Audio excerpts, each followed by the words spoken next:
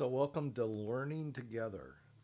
Um, Thought I would throw together a little blues lick and kind of work it into a thing for a 12 bar blues. Might be kind of fun to play over um, a drum loop.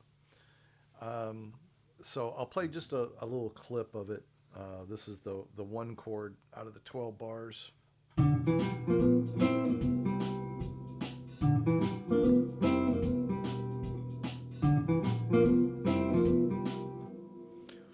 So it's a G7, a C7, and a D7.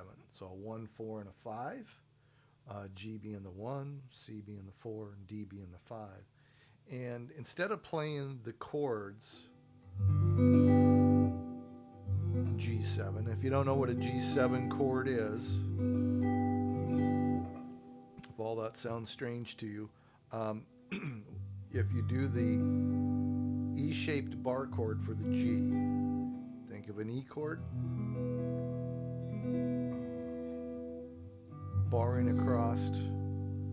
Actually, we're focusing when you do the bar basically on the 6th string and the 1 and the 2 string, because everything else is being fretted by these other fingers. But not to get too far out of pace, to get if we look at what we're playing a root, third, and a fifth. Actually, three roots. One on the 6th string, one on the 1st string, and one on the 4th string. Those are all G notes. So in your major scale, 1, 2, 3, 4, 5, do, re, mi, fa, sol, la, ti, do, the uh, uh, the 7 and the 8 are a half step apart. So when we do our scale, 1, 2, 3, 4, 5, 6, 7, 8, that 7 and 8 are a half step apart. But that would be considered a major 7 if you use that in a chord. It'd be a major 7 chord. I know it's confusing, but there's a major 7 and then we flatten that. So it's a lot like a major and a minor chord. You've got your major chord, and then if we flatten the third, totally changes the sound of it and it comes out as a minor. But in this case, we're lifting our pinky, so we're not playing that octave anymore. So now it's where our fretting finger is, our bar finger is playing that 7 note, which is on the D string at the 3rd fret. That's our 7 note. 1, 2, 3, 4, 5, 6, flat 7. But the flat 7 is the note that's used in a 7, what they call 7 chord or dominant 7. It's that flat 7. So probably more than what you needed to know. But so basically, we're doing the E shape with a raised finger. That gives us our 7. Now, if we look at the position of strings 4, 3, and 2, and just the notes, that's where we come across that first bar you see on the graph. And then that square is our 3rd, so we're going to hammer onto that. And that's the first part of this lick. We play through the bar, 3 notes on the bar, and hammer on. And then I use my ring finger to bar across that second green line, strings 4, 3, 2 at the 5th fret, and play those, and then go back and do that first bar with the hammer on again, and then end on that red dot with the circle, green circle around it, 5th fret on the D string. So the whole thing together.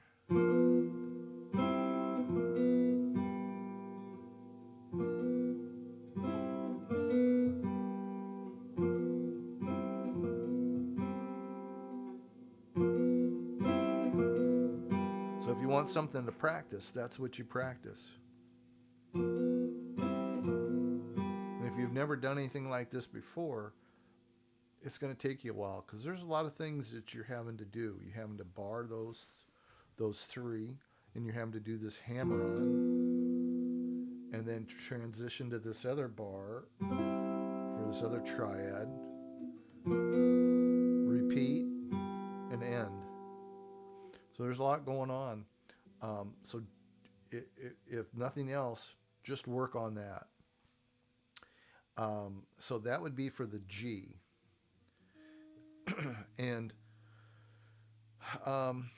with a 1-4-5, of course, there's 2 more chords that we have to cover, but we're going to use that exact same pattern.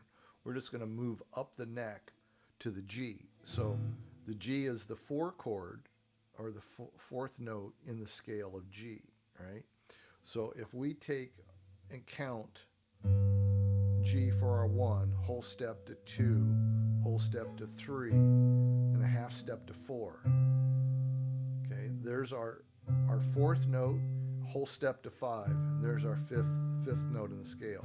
So those are our 2 target points, 8th fret and 10th fret, where we're going to be placing our bars.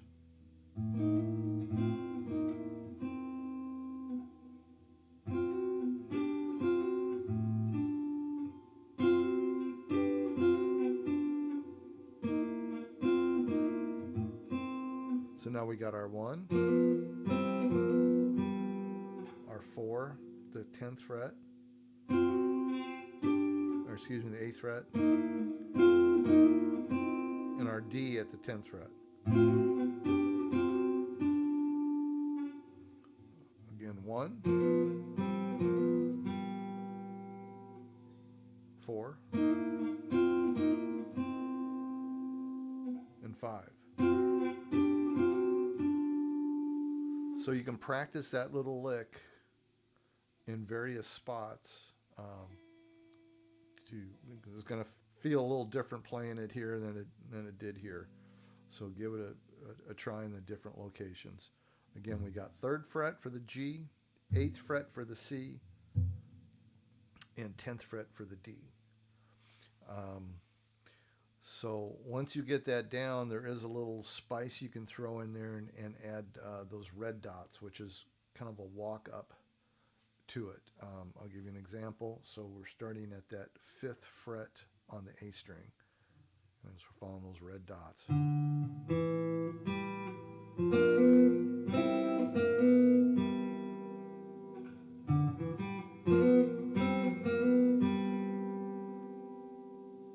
So I'm starting with my pinky. I'm following the pattern. Like if you were to play the major scale pattern starting here, you would start with your middle finger on the G note on the 3rd fret of the 6th string, and you'd use your pinky at the 5th. So that'd be the kind of the start of the pattern. 1, 2, 3, 4, 5, 6, 7, 8. So I'm just following that pattern, starting with my pinky.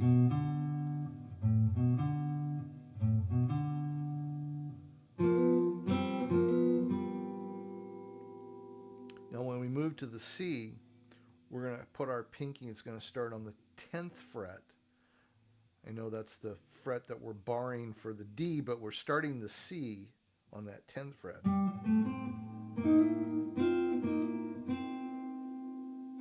And then for the D, we got our pinky starting on the 12th fret.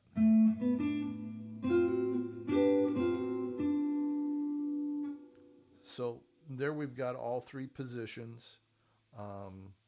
It's going to take some practice to get that down, and then throw it on a drum loop or a metronome or something to, so you can start to develop some rhythm in it, and away you go.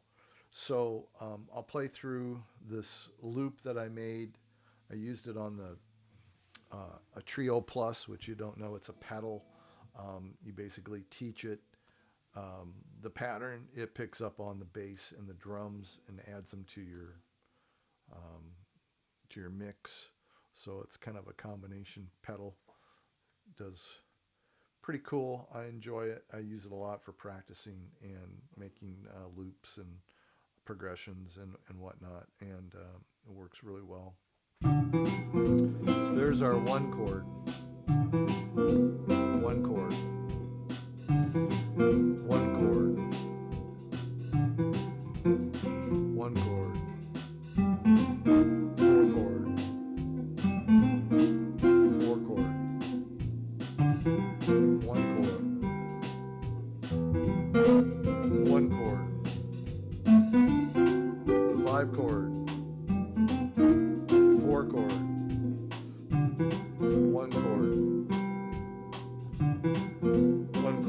starts all over.